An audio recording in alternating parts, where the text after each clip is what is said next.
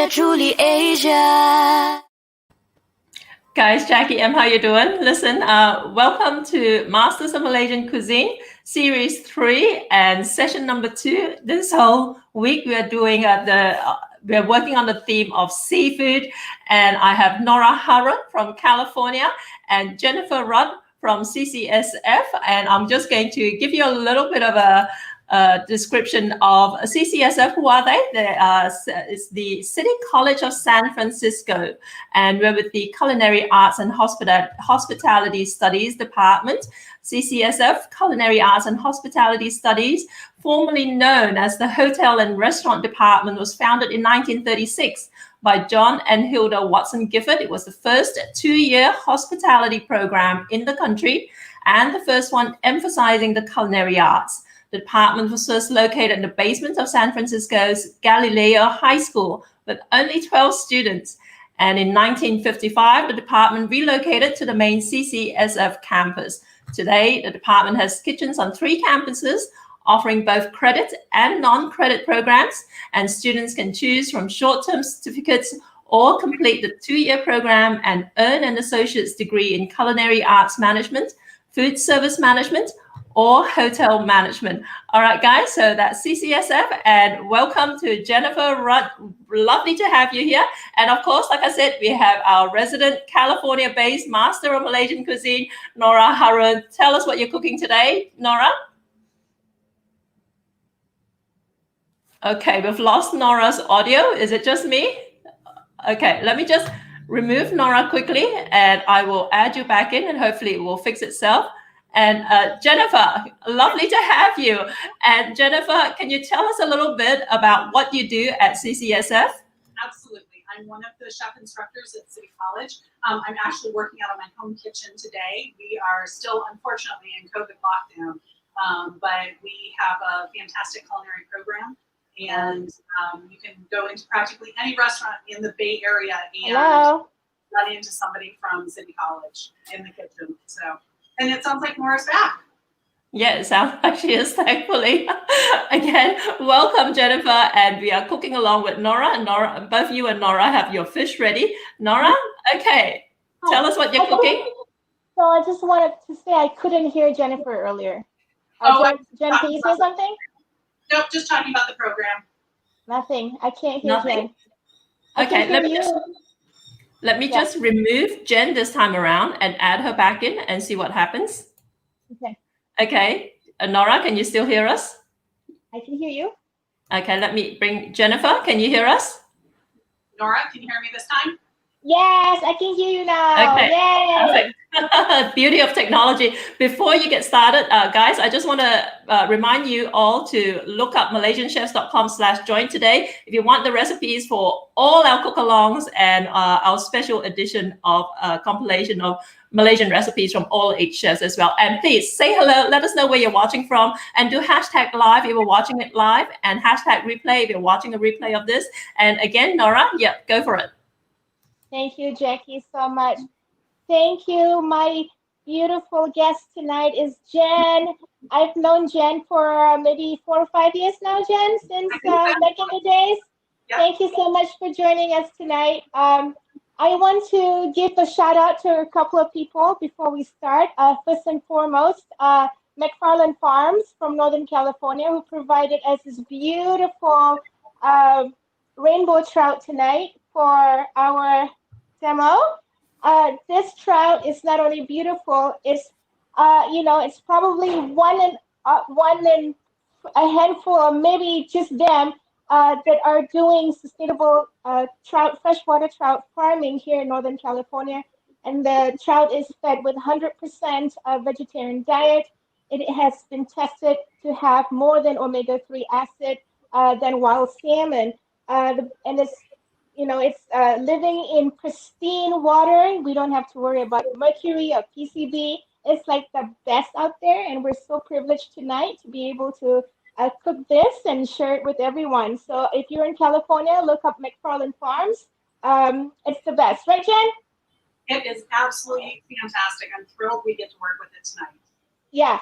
And I also would like to give a shout out to my fishmonger, Crystal Alvarez. She is the one who it's my fishmonger. I buy my fish from her from Seaworthy. Today is her birthday. I wanted to wish her a happy birthday. Thank you, Crystal, for bringing the fish to me and Jen. So that's what I wanted to say before we start.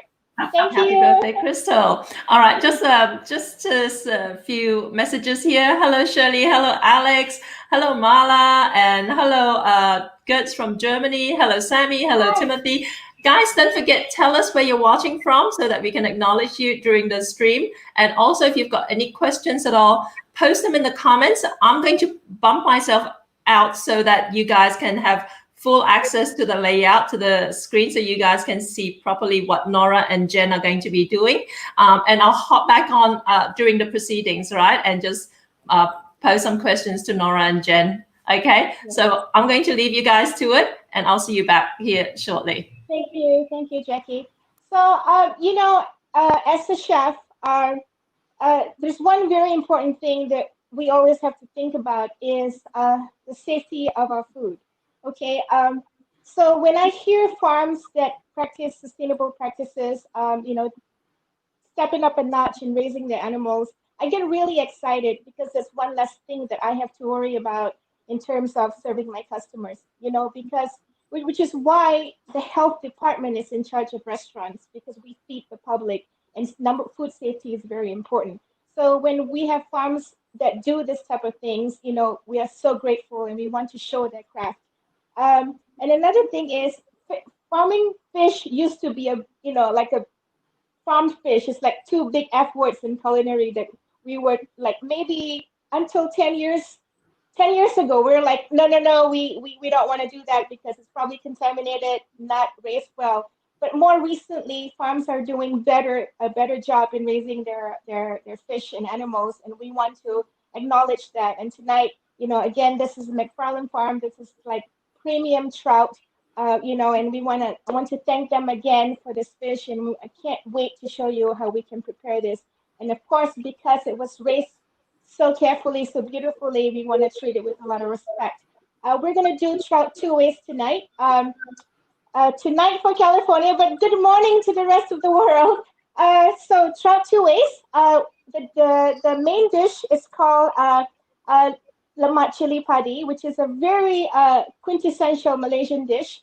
It has chili padi, which is little bite-sized chilies, and turmeric, ginger, garlic, coconut milk, and some tamarind.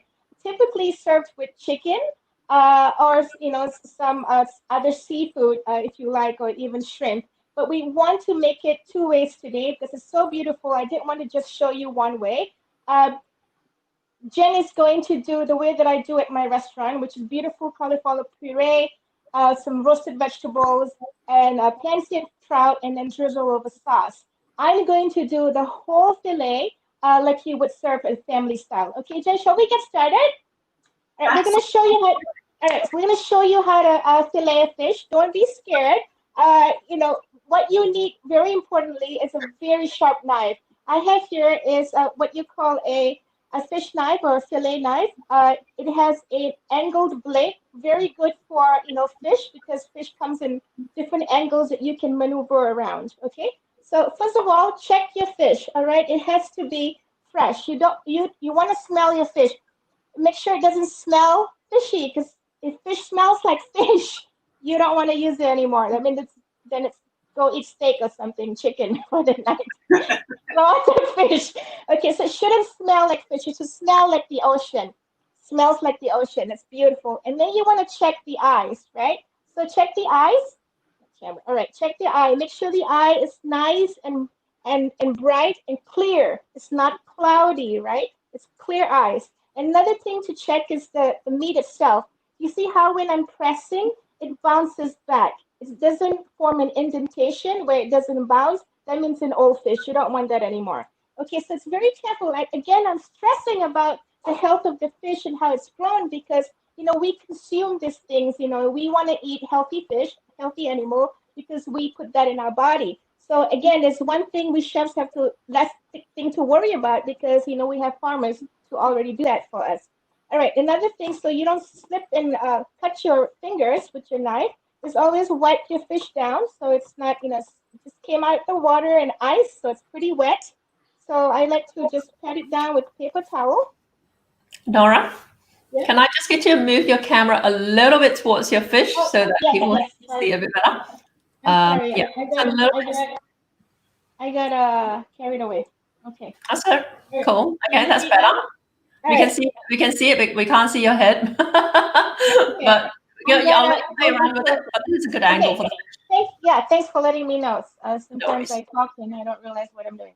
Okay, so with your very, very sharp knife, now again, I'm going to stress, if you're a blunt knife is way more dangerous than a sharp knife. Absolutely. A blunt knife, absolutely. Your culinary teacher will tell you that. That's what Jen says that every single day to her students. By the way, the school is still on online learning.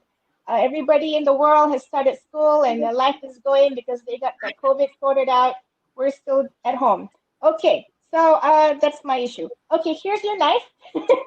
Now, again, okay, beautiful fish. What you want to do first, you see where the gill is right here? You want to take your knife this way and angle it down, okay? And at this moment, you're going to feel the backbone of your fish, okay? So you know this is where you're going to start slicing.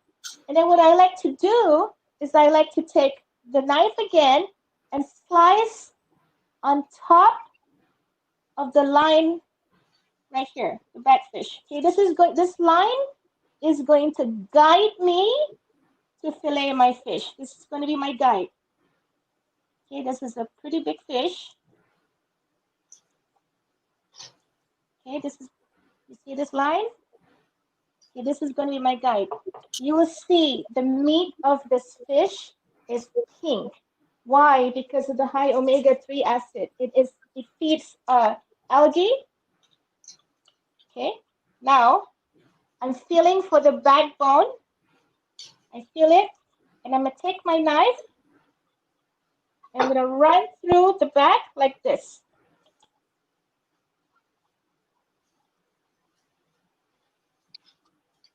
Okay. Keep going, hand down onto the top of the fish.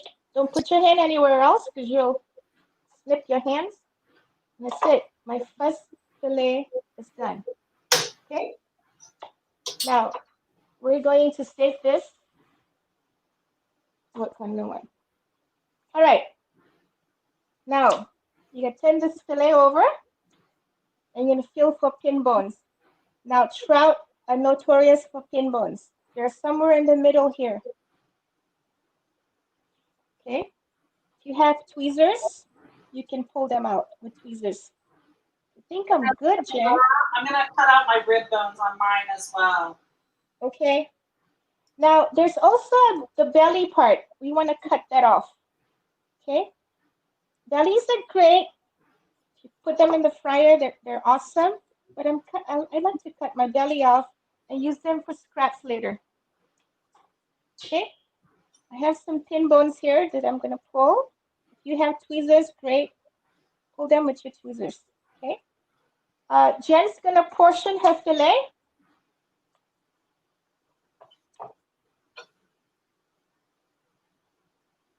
And I'm gonna leave mine whole. I'm gonna wash my hands real quick. So what I'm doing is I'm just looking for the rib bones, and when I find them, I'm angling my knife kind of upwards so that I stay right on top of the bones and I don't sacrifice any of that beautiful flesh. Right. So by the time I'm done, I should have just a really nice clean fillet, and then I've got to pull my pin bones here. Jen is portioning her fillet. You're doing 2 or 3 portions, Jen. Jen?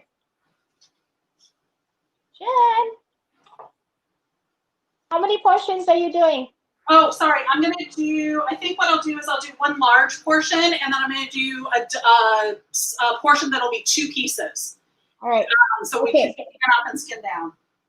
All right. I'm going to leave mine whole. Okay. Look, remember I was telling you how beautiful and pink the flesh is? This is from the diet. this fish diet. This is a very healthy fish diet. Okay. All right. I've got my oven on at 400 degrees. I'm gonna go ahead and start, Jen, because I got a lot more to do than you. You gotta get that sucker wrapped up. I know. I've got my oven at 400 degrees. Like I said, I'm doing mine whole. Jen is gonna pan sear hers. I've got some twine here. Now I learned this trick from a culinary instructor. Instead of trying to wrap my fish on my board and trying to carry it over and break it apart, I'm gonna, it's best to wrap your fish onto the pan that you're about to roast it in. Okay, so I've got my twine ready. I'm gonna do about 4 twines. You think 4 is good, Jen? I think 4 is probably good. Yeah, for the size of this, I think 4 will be great. All right. And typically in our part of the world, we like to wrap our fish in banana leaves. But we're in California. What do we have in California? Well, I know what I have in my backyard. Yes, you do. Look what Jen brought for me, guys. Jen brought for me from her backyard some beautiful fig leaves. Okay, fig leaves are great for wrapping and roasting. They have a beautiful aroma, kind of like coconut almost. These are big ones that Jen brought for me, and we've removed the ribs, okay, so it's easier to hold the fish. So I've got my twine onto my pan right here. Let me move this here so you can see, okay? I'm gonna do like because of the odd shape of the leaves, I can't lay it down straight. I'm gonna do like a zigzag.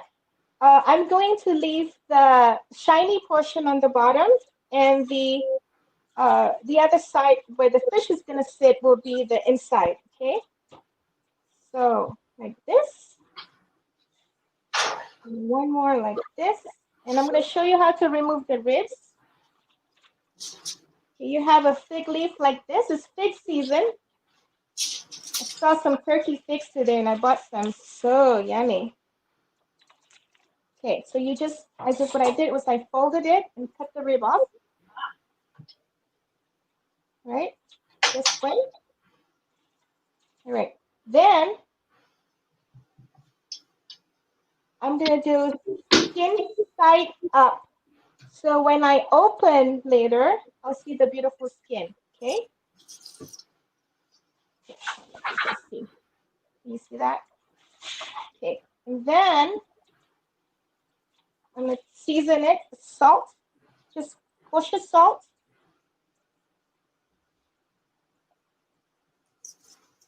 And some pepper. Okay. I'm not going to season it with anything else because the sauce is so delicious. You don't want to have any competing flavors, okay? And then you want to take the leaf like this, right? I'm going to go even closer. Okay. Like this, like this. Yeah, salt and pepper is enough. You don't want to compete with your Lemak Cili Padi flavor. Okay, now once it's wrapped like this, you're gonna take the first twine and just gently tie a knot. You don't want a hard knot because then you'll break the fish. But remember, it's very, very precious and fragile. It'll cook really fast in the oven at 400 degrees. We're gonna put it in for 20 minutes. And during that time, we're going to make a sauce. Okay, here we go. You also don't want to tie too tight because you want some airflow. Okay, here we go.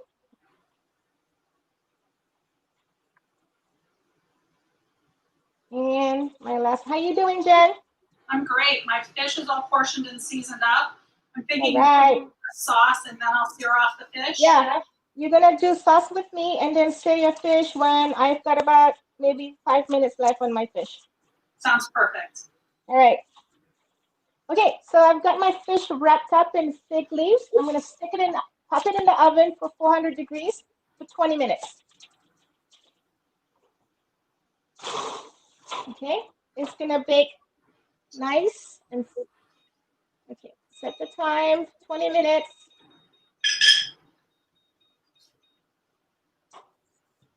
Okay, now I have my paste ready to go. I kid you not, smelling this ever since I made it. I just keep going by and smelling it because it's so delicious. All right, I'm gonna remove my board because it's fishy.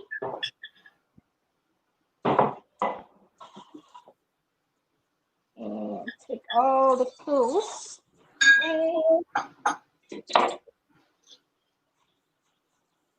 Down.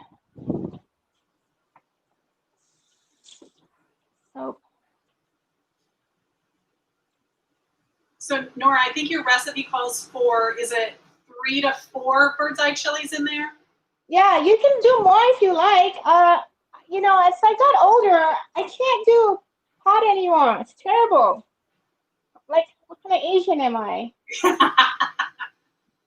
Well, and I put 3 in it, and I actually tasted it raw. I was like, I don't know, I think I might be able to handle another one. So could I did 4. I did 4 for mine. All right, so let's do our paste first, and then we go on to our puree.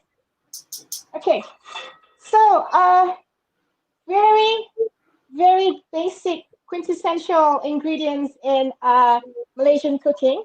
Okay, so you've got shallots. Now we get really big, gigantic shallots here in the U.S. If you have them big like this, you know, you can use about 2 or 3. You're gonna need lemongrass, ginger, garlic, and fresh turmeric, and of course some bird's eye chilies. Okay, my recipe calls for 4. That's the heat that I can take, but if you can do more, by all means you can do 6 or 8. They might change the color. You know, I like to have heat that I can enjoy, you know, not to the point where I'm like burning and not enjoying flavors, right? So it's really up to you. Now, of course, you know, you want to, you know, blend this in the blender until you get a paste. You know, no water, just a little bit of oil. You know, you get a pasty consistency, and then we're going to fry that. Now, remember, when frying, you know, you don't want to pack your heat on too high, just medium. Okay, so let's heat our pan on medium.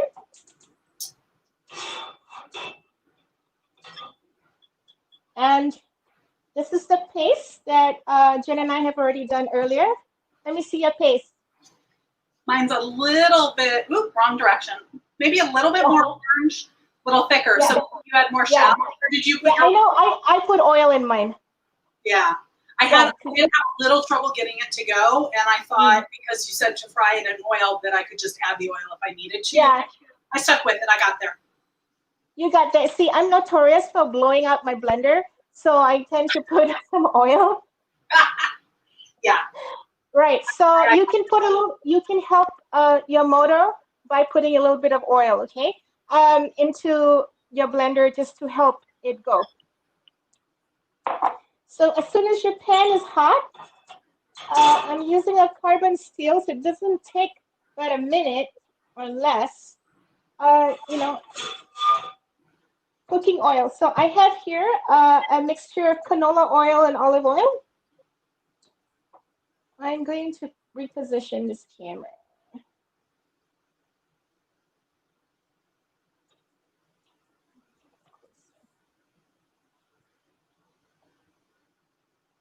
Okay. That's good. All right, now that the pan feels hot to me, I'm gonna add some oil. You can see the oil kind of separate right away. That's how you know your pan is hot, okay? Remember, medium heat only, not high. I'm gonna take my favorite spatula. Oh, smells amazing. Where you at? You gonna step it in? So much fragrance. Okay. All right, you hear that? We are now frying Okay. Oh my gosh, it smells so good already. I smell the turmeric, I smell the ginger. It's divine. This is gonna go on the fish.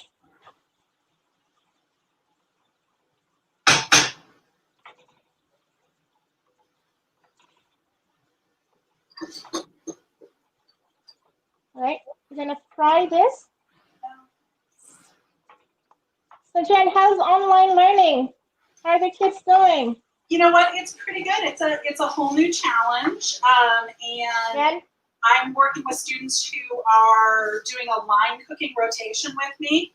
And so we're gonna provide them the ingredients and they're gonna cook at home, and we're all gonna be on a conference call together on a video call. So I'll be able to watch them while they're cooking. And apparently barking orders at them. Yeah.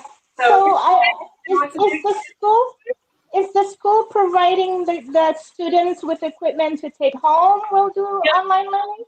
Yeah. So we've already done equipment surveys of all of our students, and we're providing everything from induction burners to, you know, pots and pans, even dishes if that's what they need. So we're going to do a contactless pickup where we're going to have stuff packed for them. We're waiting for the Department of Public Health to approve it, City of San Francisco. But once approved, we have a whole nice, really, really safe, secure process in place to safely get them ingredients and equipment so they can continue their education. That's great. I mean, it's what a bummer. I mean, it's, you know, nothing is like hands-on learning when it comes to cooking, you know? It's such a challenge, and as an instructor, it's been a really interesting thing for me to think about, well, if we can't all be in the kitchen together, what skills do they need to develop? Their organizational skills, their problem solving, their critical thinking. So as instructors, it's really been a great challenge for us in both the good and the bad sense. But it's at this point, we're excited. We're moving forward, and you know, it's all to best serve our students. That's really what the goal is. It's just so important for us to be able to serve them the best way possible and take care of their education and make sure that they're still feeling good and healthy and you know, supporting one another as we go through this experience. Yeah. Well, kudos to you and the school and the rest of America. Thank you. Yeah, it's a lot in all stuff. So you can do all sorts of pop-ups and takeout opportunities. Yeah, I mean, it's all we can do right now is takeout and outdoor dining. You know, people are taking home their food, and you know. Jen, tell me, is your paste separating right about now? It hasn't quite separated, but it's getting close. Okay.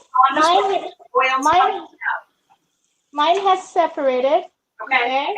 It's separated from the oil.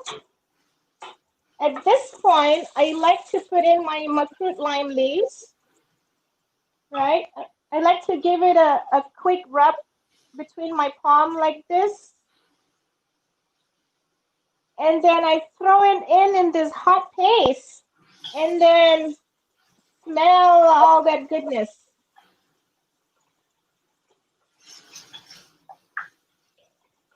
All right, separating out. So I'm going to add my lime leaves. Okay, good. As soon as it separates, do that. We don't have to. Have you seen Chef Rene made this dish the other day, and he used the turmeric leaves. I haven't been able to find turmeric leaves. Have you, Jen? Turmeric leaves? Yeah. No, I've seen the curry leaves, but not turmeric leaves. Yeah, I've not seen that. So we use makrut lime. Okay. Yep. Now, now that the paste is separated like this, the next thing, now at this point, you want to lower your heat to low, from medium to low, okay? Because you're about to introduce a big amount of liquid into this hot mess. You don't want to burn. Okay, I've got 2 cups of coconut milk, okay? I'm going to slowly pour it in. Beautiful. And mix it in. Okay, fully incorporated. As soon as it has fully incorporated, then you can turn your heat back up a little bit. Okay.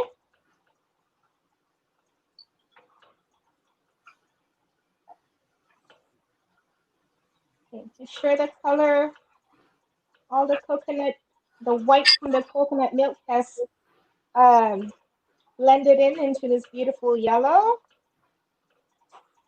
Okay. And you're going to keep cooking until it changes color and has kind of reduced to a beautiful yellow hue. Okay.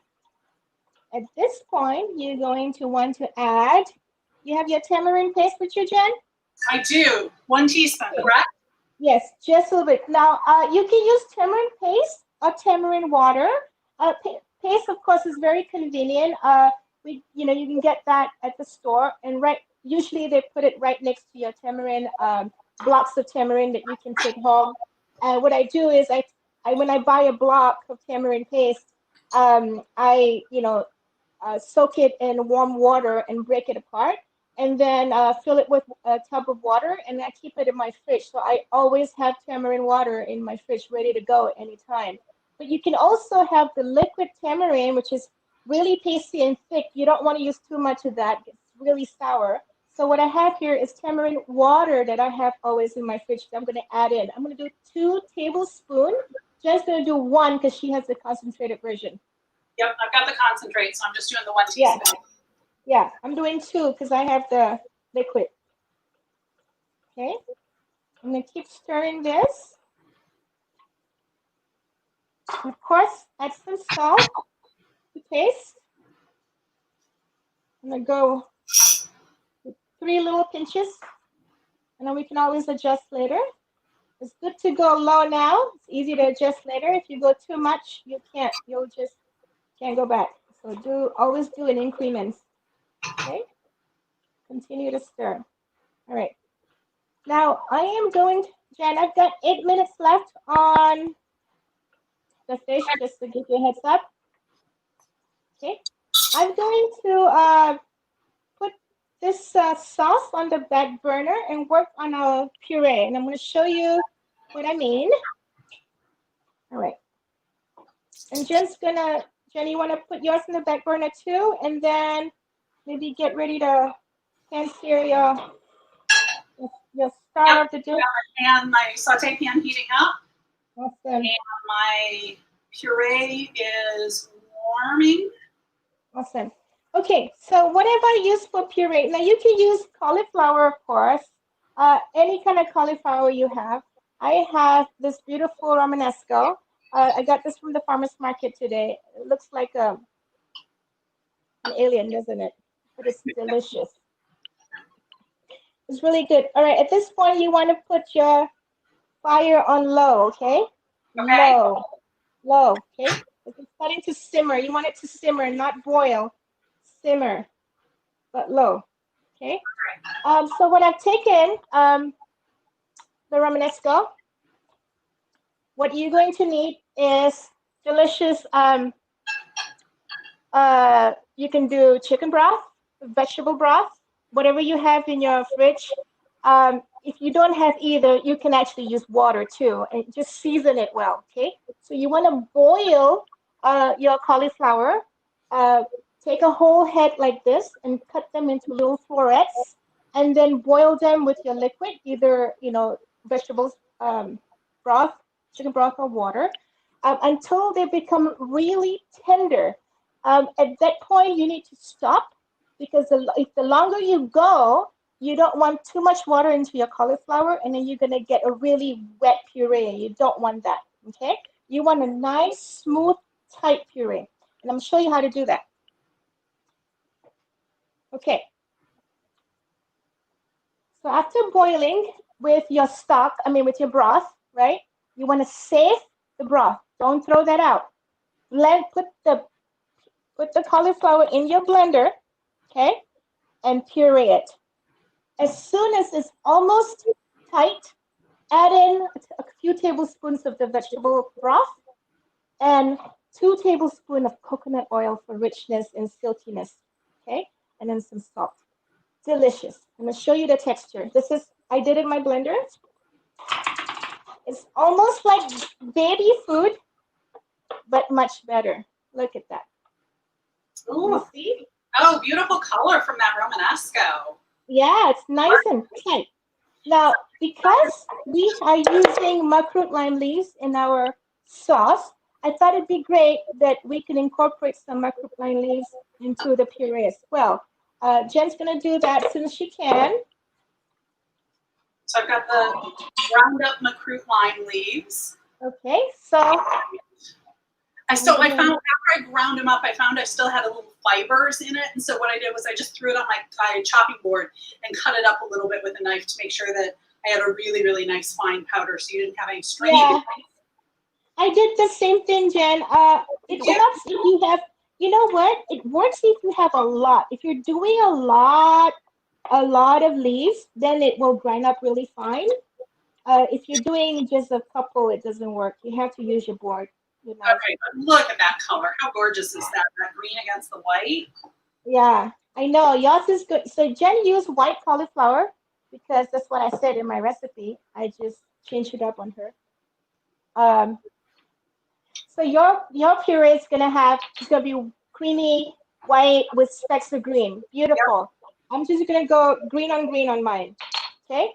So green on green. This is my puree, and I'm gonna fold it in. Oh my gosh, it's like ice cream. Okay. I haven't tasted it yet. Oh my God. Delicious. How's it taste? Fantastic. Okay, good. I'm happy. And I love the cauliflower puree because you get that same kind of silky as if you've got a really nice mashed potato, but you don't have that same heaviness, that richness, right? You get this like, oh, hello, my cat is wandering through. Excuse the loud. But you get that glorious richness and that little hint of coconut. Just love. Also, we're having fish.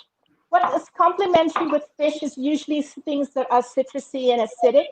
Yep. So instead of pouring lemon juice into this puree, we use makrut lime leaves for a little bit of acid. Okay, so this puree is done. Look closer. Beautiful. All right, I'm gonna put that aside. I think I'm ready to go on my fish. How do you feel about that? All right, go ahead. I have 2 minutes left, so go ahead, go for it. How much time do you have left on your roasted fish? I have 2 minutes left on my fish. Perfect. But I'm gonna check it. I have a feeling I might need to go longer. We'll see. Nora, just a quick question. Someone's asking about your canola oil plus olive oil combo. Why did you do that? And what's the ratio? It's 70-30. I got it already mixed. Because canola oil doesn't have flavor, right? So it's not going to affect the flavor profile of your dish. And olive oil is just a mix in for a little bit of blush. That's it. Cool. And I noticed you used coconut oil in your cauliflower mash. Yes. Could you use butter or? You can. It'll be so creamy if you use butter. Yes, you can. Okay. Yeah. Okay. Cool. I think I chose coconut oil just to complement what we're already doing. We have coconut milk in our dish, and it's kind of heavy. And so, you can use butter, not a problem. You can do that. If you want to put cream, you can do that too. Okay, cool. Okay. Jen, I'm going to give my sauce a taste. I'm giving my sauce another taste. So when I tasted it earlier, I felt like it could use a little more heat. So I actually have one more Thai chili that I cut open and just dropped into it to steam. Yeah, drop it in there, baby. You can do it. My heat is just nice. See, I know myself. 4 is my max. This is perfect for me. Right? So reason, in Asian cuisine, especially in Southeast Asia and foods from the Nusantara, we are always aiming for balance, which is why, when you have the richness of coconut cream milk, you want to balance it with tamarind. If you don't have tamarind, you can squeeze in some lemon juice. That will also work. That will just balance your palate. So it doesn't stick in your mouth. It gives you a nice, beautiful mouthfeel. Beautiful. All right. So my sauce is really creamy. And it tastes really good. I have a good amount of salt. I'm going to check on my fish. It says I have a stick. My timer is up. Let's check on the fish.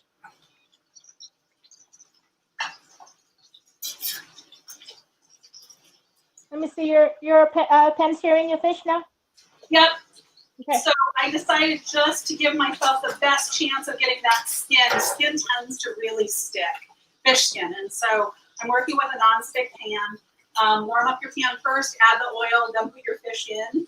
And then pray to the kitchen gods that it's going to release nicely. I've got the 2 smaller pieces that I'll serve together and then 1 larger piece.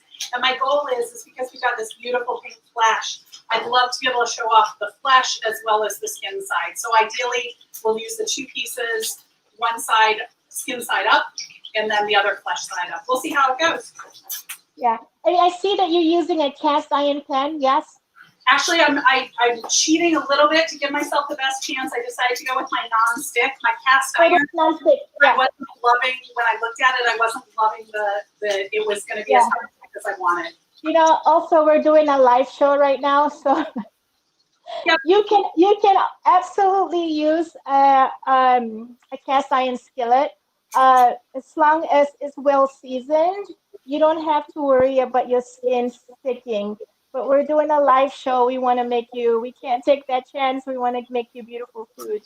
Also, if you have carbon steel, that's also great to use. I like carbon steel. The carbon steel is like between your cast iron and your nonstick, and your aluminum. So it's like the best. So if you have carbon steel, use that. It's much better than nonstick. In case you scrape some of that into your food. So I turned my piece, and I got to tell you, I turned it a little early, and the skin tore. One of the once it's nice and crispy, hopefully it won't tear. Yeah. Look at the fish. That looks fantastic. I know. I'm going to put the camera back here so you guys can see. This is what it looks like. Okay. All right. I'm going to wait for Jen so she finishes hers. Let's continue. Does anybody have questions for us? No questions. I frankly am not. I have a lot of comments that think that you should add more chili. There are a lot of chili fiends in our audience today. Chef Dave was saying, "Oh, more chilies," and a lot of hellos here. Shirley from Penang, Dave from Kuala Lumpur, of course. Chef Joe's watching from Kuala Lumpur. Chef Renee's watching from Dubai. Sammy's in New Zealand. We've got Gertz over in Germany. Quite a few people from the Bay Area and quite a few people from KL. So I just want to acknowledge Tourism Malaysia and everyone who's been dreaming about traveling to Malaysia during this difficult lockdown time. So while you're thinking about your plans to Malaysia, you can dream now and travel later through our food. And so don't forget to catch the rest of our broadcast over the next 7 days. And we've got another session coming up later on today as well. That's going to be with Nyonya Pearly Key from Penang. And of course, we've got Shirley in California, where, a few people from Sydney, Australia. So lots of people from all around the world. So Tava saying hello to you, Nora. Hello. And someone from the Cheesecake Queen, Sin USA. Watching from San Francisco. So maybe from Bay Area. Hi, Kat Nora. I love heat, so going to have to add a few more bird's eye chilies. That's Farah. Don't worry. I am a wuss. Kitna from the USA.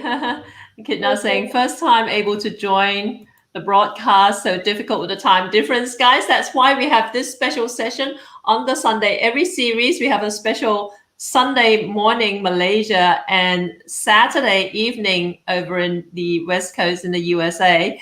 And yeah, that's especially for Nora and her crowd and all of you over in North America. All right. Okay, Yes. cool. I'll let you guys get on with it. Thank you. It's almost 7 o'clock here. It's dinner time. I can't wait to eat this fish. Yeah, absolutely. If you want more heat, go for it. I can't do a lot of heat. I just can't. 4 is my max, and that's all I can do. All right. So how you doing, Jen? Pretty good. I didn't have great luck with my skin, but I'm going to give everybody a good cheat, which is I had skin on the bigger piece come off. So what I did is I'm just putting it back in the pan to crisp up, and I can serve it separately. Yeah, absolutely. You can do that. So yeah, I'm gonna go ahead and plate my fish, and then we're gonna go. And by that time, hopefully, I'll be done, and we can show how you do yours. Okay? Perfect. All right. Okay. So I have this pan here. It's my favorite griddle. It's actually the lid of my cast iron pot that I make my bread in, my sambal in. So this is the lid. I'm gonna plate my fish on here. Okay. So it's not hot. It's cold because I'm about to spoon my puree on here. Okay. But I have little fig leaves, little ones that I'm gonna use to put my fish on. Okay, I'm gonna put it on here. Now let's unwrap our present.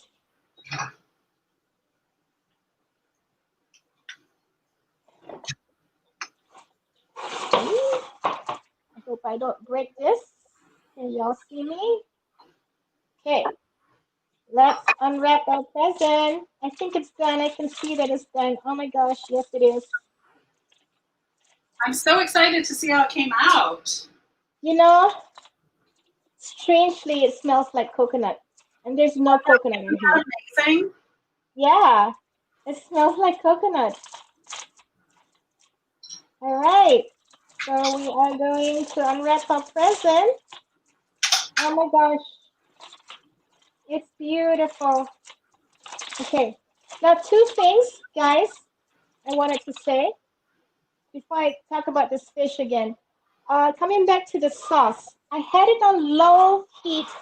What I don't want to happen is break my sauce. If you're using coconut cream, coconut milk, it tends to break when it's overheated. So you want to go on low. I just turned mine off right now. Okay, mine is completely off. It's ready to go, and I'm gonna let it cool a little bit. Okay, and for your fish also, I like mine. Let's see. Oh yes, it's nice and flaky. I'm going to attempt to lift this fish. I'm gonna move all the fig leaves. Now, if you have fig leaves, use them. Smells like coconut.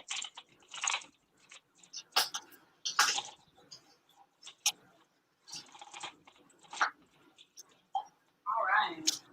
So I got my little bit of skin that didn't manage to stay on the fish. I've got it nice and crispy, so I'm just going to drain it on some paper towel. Let it drain off and crisp up. And then I wanted to kind of keep my puree kind of all in one nice spot. So what I did was I used a ring mold or a cookie cutter, just drop that down on the plate, spoon the puree in, and lift it off, and then you just have a nice tidy circle.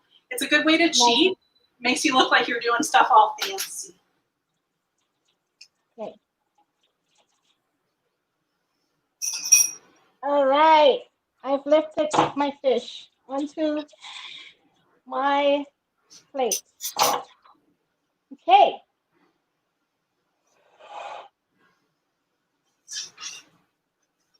Okay. I've got my puree. I'm gonna take a big spoon. Jen's already done her puree. All right, see this beautiful puree? And I'm gonna use a bigger spoon. This one. I'm gonna go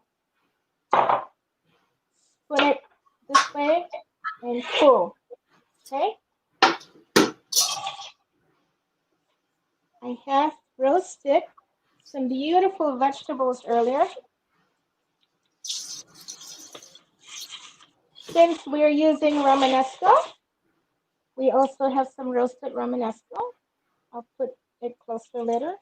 Got some yellow ones. Okay. I've got some tomatoes on the vine.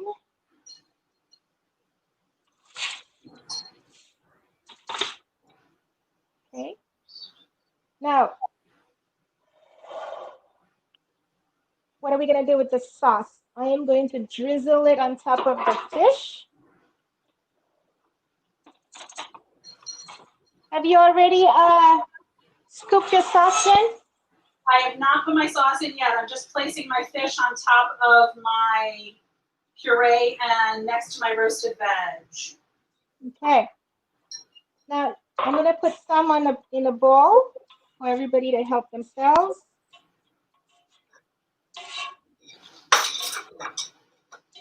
And I'm also going to scoop some and put it on my fish.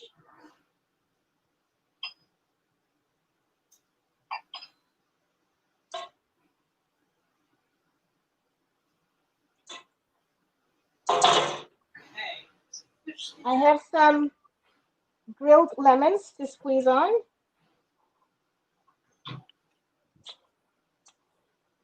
And some grilled chilies just to throw on top. And if you have some herbs, let's see what I have. I believe I have some.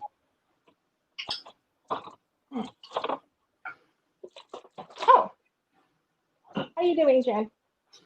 Great, just putting my sauce on, and now I'm going to start adding some herbs.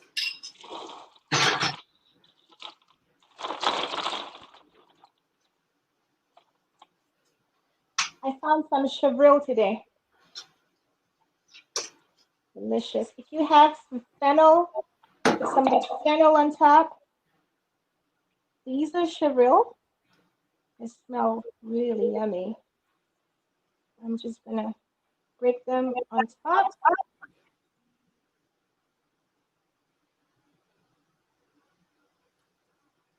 They kind of look like Mediterranean a little bit, but it has the taste of Malaysia. Okay. So if you have some shaved fennel, that'd be great. If you have some pickled onions, lovely, put them on top. The more acid, the better for this dish. And I have some maldon.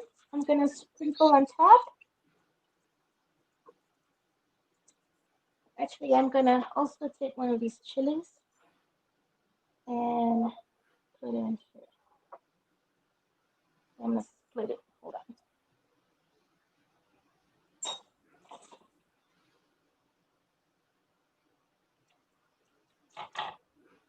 Hey. All right. How you doing? Fantastic. Just throwing some garnishes on. Let's see what you got. So I've got one piece. I feel like it needs a little more. Oh, my chili. That's what I need. Yes. Put on there. Chili on there. You can do it. Ah, my cilantro's going everywhere. All right. Maybe we'll do two. All right, so this is my single piece, my larger piece, and it's got the crispy fish skin on there. Let me see that again, please. Gorgeous. So I've got my romesco. I keep going the reverse side. Here we go. So I've got my romesco, roasted romesco hiding in back, little sauce, and the roasted chilies, or excuse me, roasted, and then for my other one, I went with the 2 pieces of fish. So you can see both the crispy skin as well as the beautiful flesh at the same time. And then that's also topped with the chilies and the fresh herbs. Beautiful. All right, time to show mine. Ah, beautiful. Come on, that's gorgeous. Okay, this is for family. And you can always put the extra sauce on the side, like this, okay? All right, Nora, someone's asking if they can't get a hold of trout, what other fish would work with this dish? You know, I like trout because it's really fatty.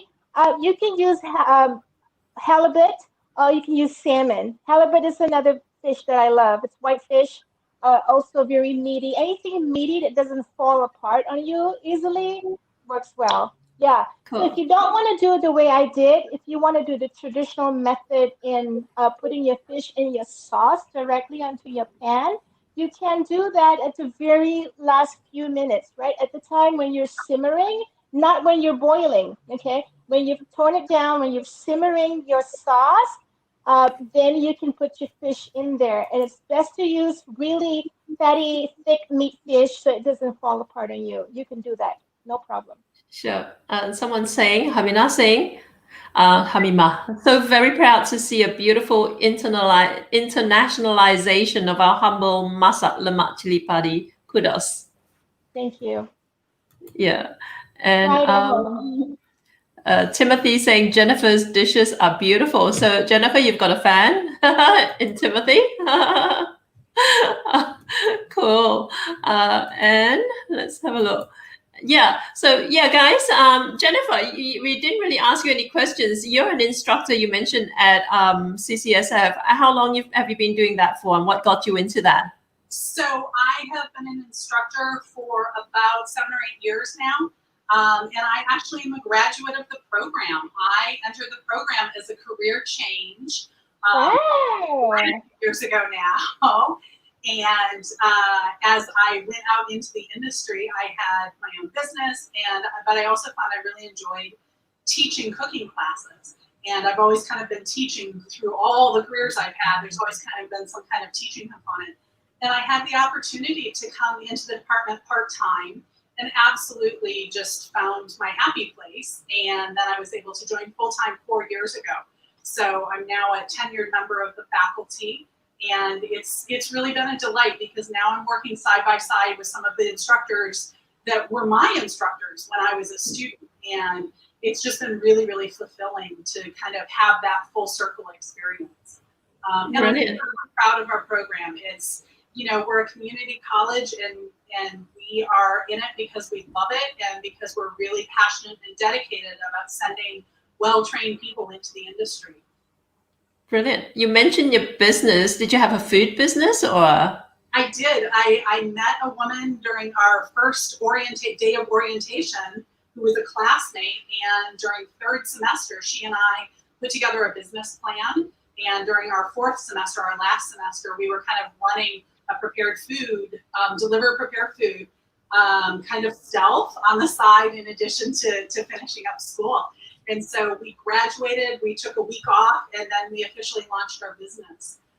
And she's still going with it. So she actually is still running the business, and I decided to step back so that I could teach full time.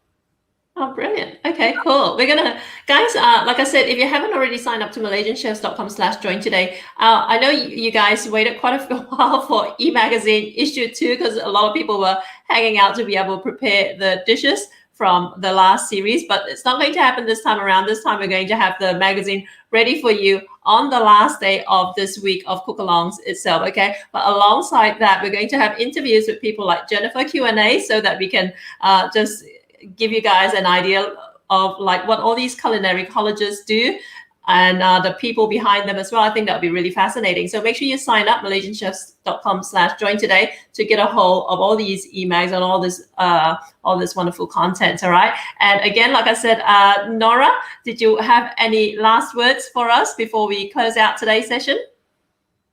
Yes. So quick, the same thing I always say. We're still in a pandemic.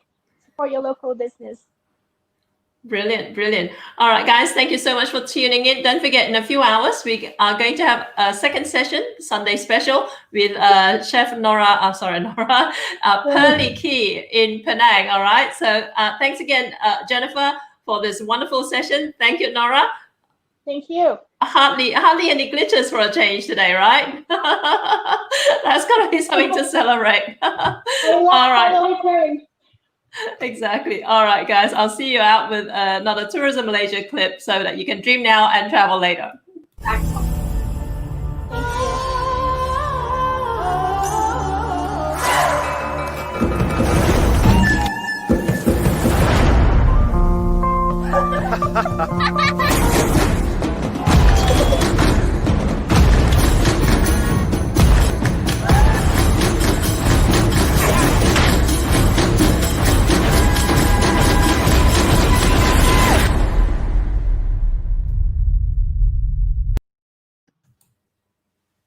All right, guys. Thanks again.